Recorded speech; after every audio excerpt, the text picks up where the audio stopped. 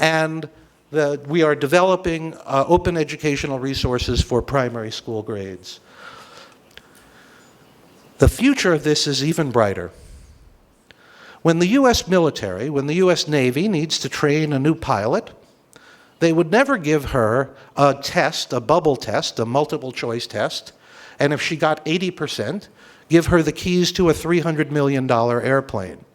Instead, they put her in a flight simulator, and if she can land the plane in a variety of difficult circumstances, tested with dynamic simulations, then and only then does she get the keys to the airplane. Well, in the next 3 to 5 years, we are going to see similar new types of assessments developed, open assessments, for algebra and geometry and chemistry and physics. And these will be open assessments that are available online that change every time a student takes them. There's no way to cheat. You can watch somebody take the test, and when it's your turn to take the test, it doesn't matter, because it'll be a different test. And this will be a wonderful way for us to assess the quality of different educational programs. We already know how to do this. Commercial digital flight simulators were made available almost 15 years ago. So creating open simulators that allow us to assess for mastery of different subject matter is an easy and achievable goal. I'll skip through this, but some of you already know, we've already developed some games that scientists are using to involve students in solving real-world scientific problems. In the AIDS research area, one of the problems that scientists struggled with for many, many years is a particularly complex problem about how the protein involved in the AIDS virus folds, which is necessary to develop a vaccine. The researchers decided to create a game, an open game, and let students and others experiment with playing the game to see if they could figure out the riddle to this problem. And in 6 weeks, the students playing the game, as is described here in Scientific American, solved this complicated biochemistry problem that allowed for a major stride in research on AIDS vaccines, again, through an open educational game.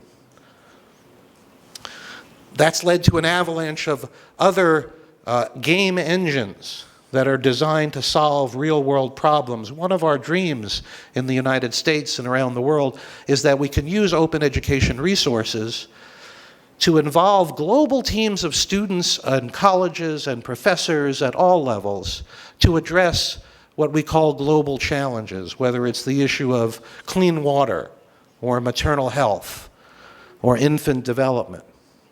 And that together, using open educational resources, we can attack these problems in an academic way, in ways that the old commercial models would never support. Let me conclude by responding to a criticism I often hear and often have heard, which is that, what you're doing, it sounds socialistic, it sounds even communistic. The government is taking over the publishing industry. And no, we're not. The publishing industry will go on, and they will publish different products, and they will move into different markets. But asking us to be concerned primarily about the economics of a small group of publishers would be a historic mistake. It would be like at the time of the automobile. When the automobile was invented, surely that was not good news for the makers of horseshoes. They couldn't have been very happy. But should the government have responded by requiring all automobiles to have horseshoes on their tires? Obviously not. The world moves on, and we now have new technologies to help build digital schools that the public owns. And that's why protecting and expanding the freedom to learn is actually the best protection of freedom itself. Because if we believe that free, open, democratic societies are the best solution to how to organize ourselves, then it's in our interest to make sure that as many of our fellow citizens have an opportunity for an education as possible. So open educational resources is really about preserving and protecting freedom. I'll share this slide show with you later, and these are some other resources that will give you additional information. Feel free to take a quick snap of it. Thank you so much for your attention.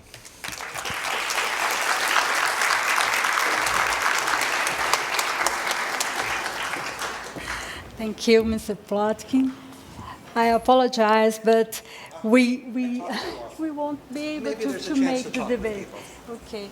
Eu vou fazer um convite para vocês.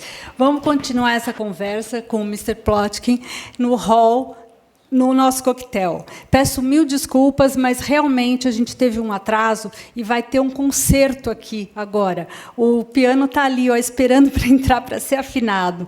Então, me desculpem. De verdade, gostaria de estender. Eu queria também anunciar a Área Rede, que a gente está lançando hoje, mas eu vou anunciar para vocês lá no coquetel. Por favor, todos nos acompanhem. Obrigada pela presença. E desculpa por esse final assim, mas a gente está realmente com um problema lá fora. Tá? Muito obrigada.